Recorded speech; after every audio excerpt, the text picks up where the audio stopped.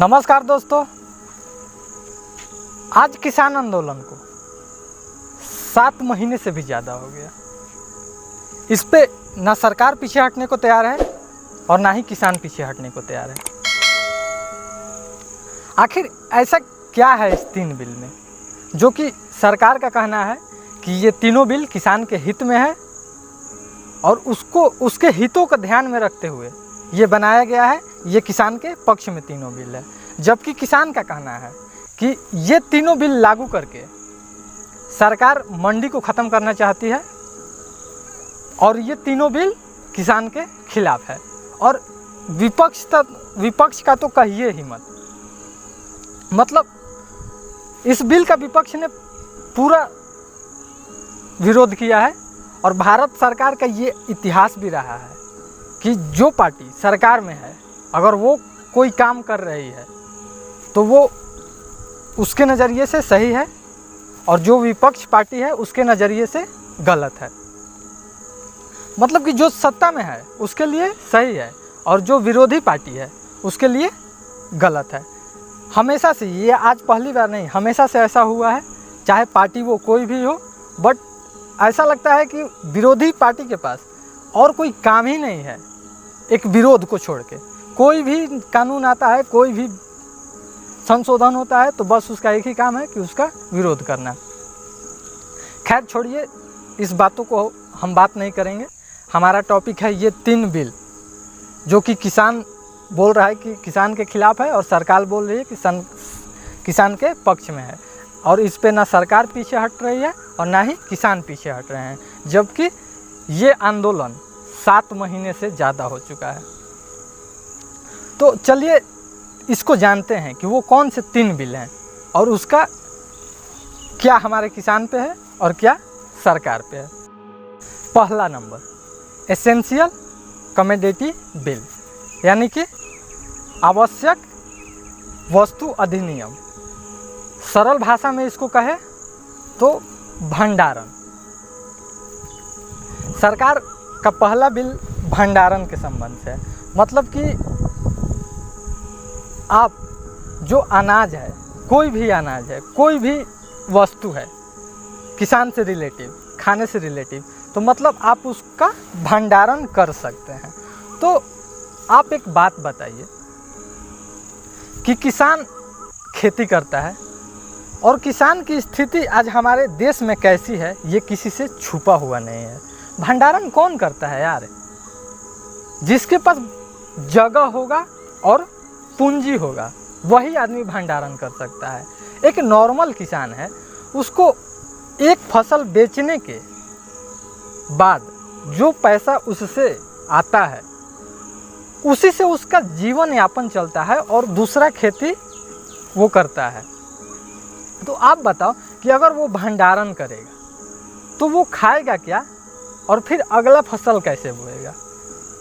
मान लेते हैं कि उसके पास खाने को भी है और अगला फसल भी करने को है, बट वो रखेगा कहाँ यार? वो उस चीज़ का चावल, गेहूँ, प्याज, टमाटर, यही सब न किसान उगाता है, तो वो उसको रखेगा कहाँ? उसको रखने के लिए भी कोल्ड स्टोरेज का ज़रूरत पड़ता है। उसके पास इतना पूंजी है कि वो एक कोल्ड स्टोरेज खोल पाए।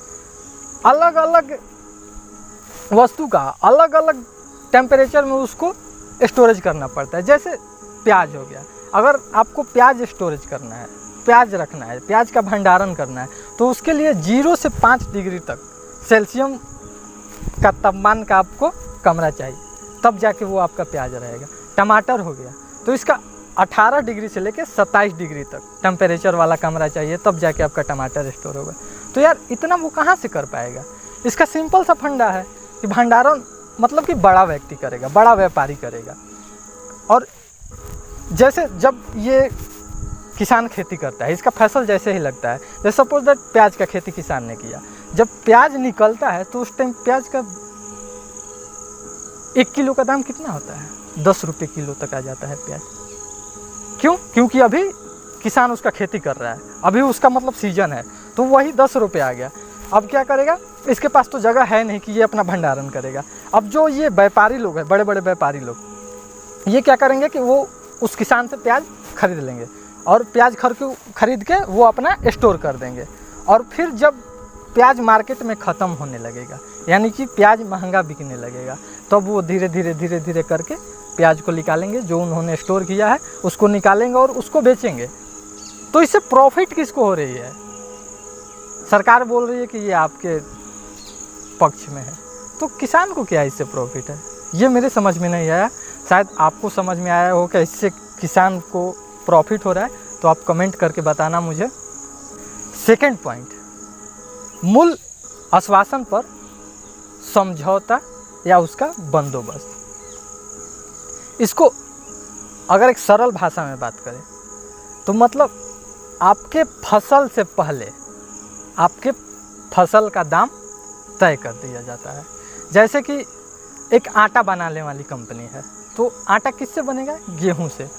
तो जो ये प्राइवेट कंपनियां हैं, तो ये प्राइवेट कंपनियां किसी गांव से संपर्क करेगी कि आपके गांव से मैं गेहूं खरीदूंगी कि आप मेरे से कॉन्ट्रैक्ट कर लीजिए, और ये पूरा गांव में जितने भी खेत हैं उन सब में आप गेहूं बोइए, और जब आपका फसल तैयार हो जाता है तो मैं आपका सारा फसल लेके चला जाऊंगा।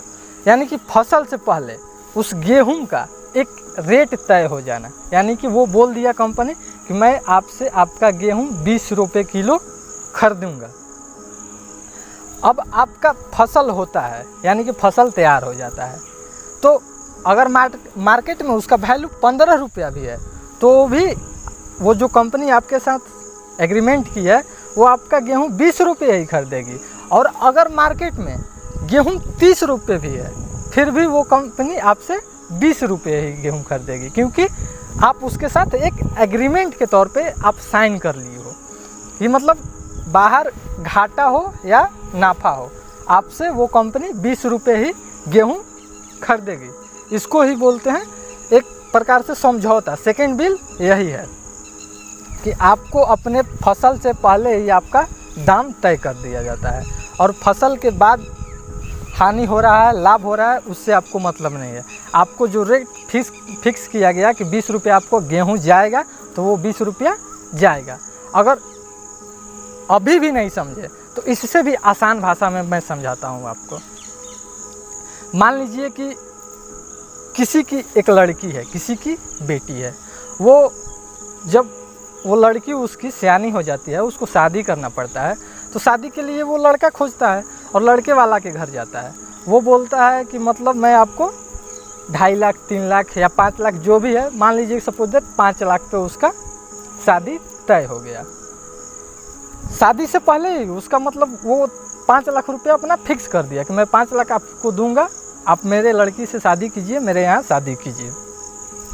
जब शादी हो जाता है तो शादी के बाद अगर लड़की का जीवन सुखमय तरीके से जा रहा है, वो सुखमय तरीके से जी रही है, फिर ये जो पिता है जिसने कि शादी किया है अपनी लड़की का 5 लाख रुपया में, फिर तो इसको लाभ है। अगर उस लड़की का जीवन दुख के तरफ जा रहा है, तो फिर ये जो पिता है जो कि 5 लाख रुपया दे के शादी किया है, तो फिर उसका हानि है।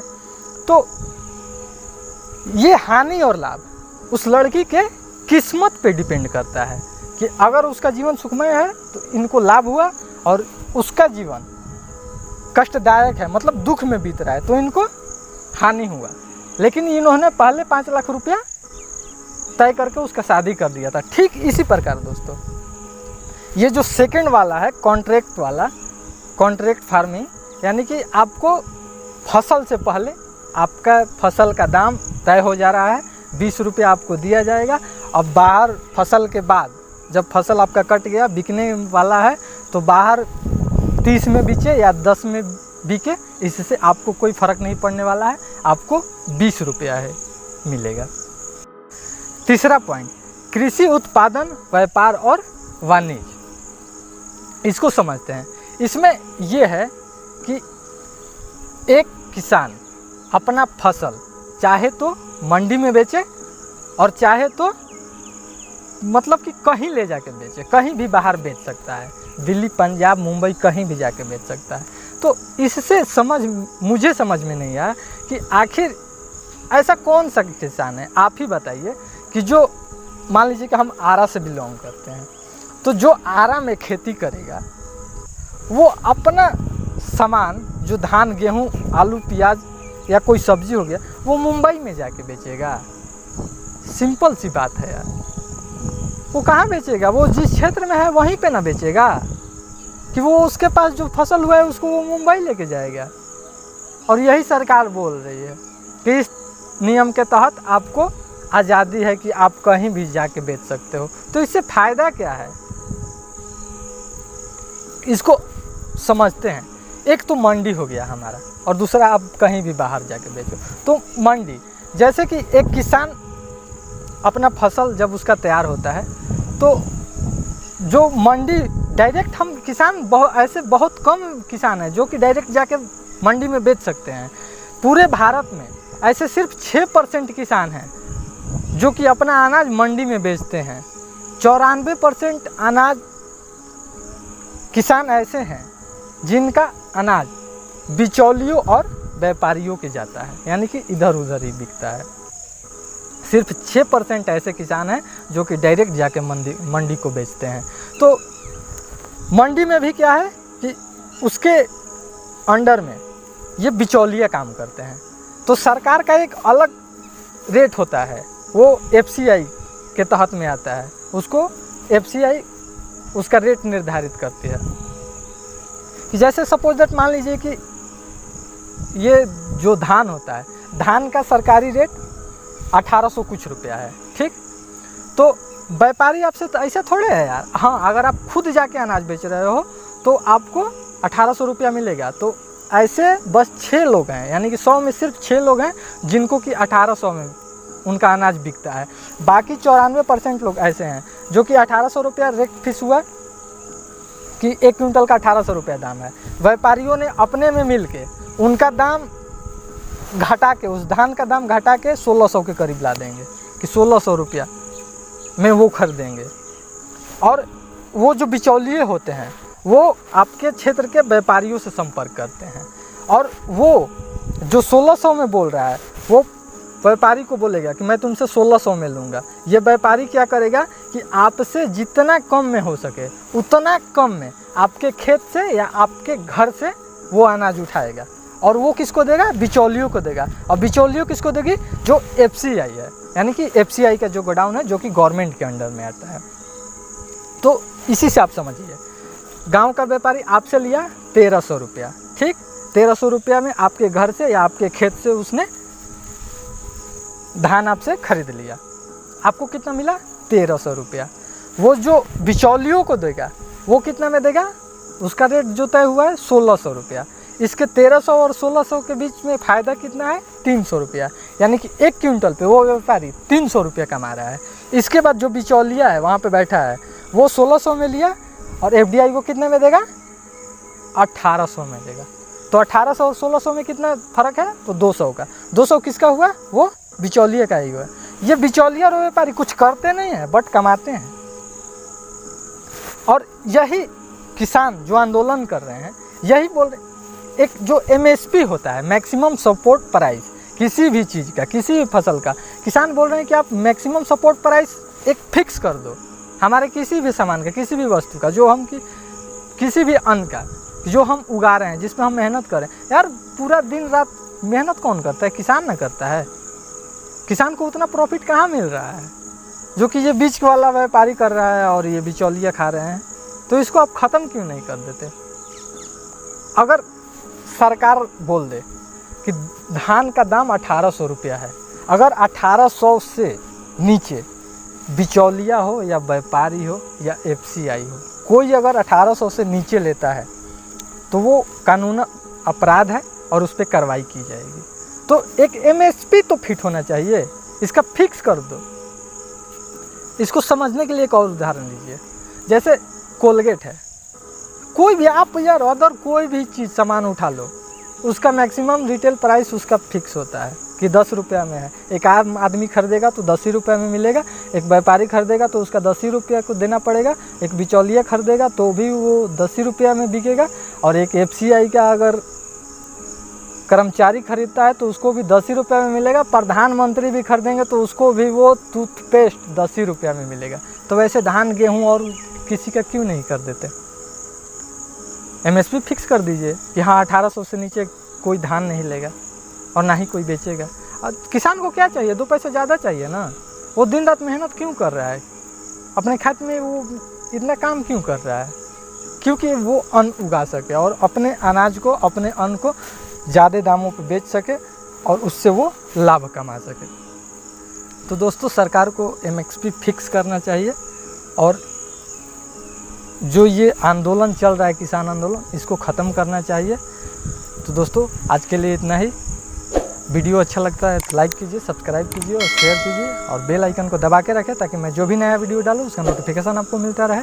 जय हिंद, जय भारत।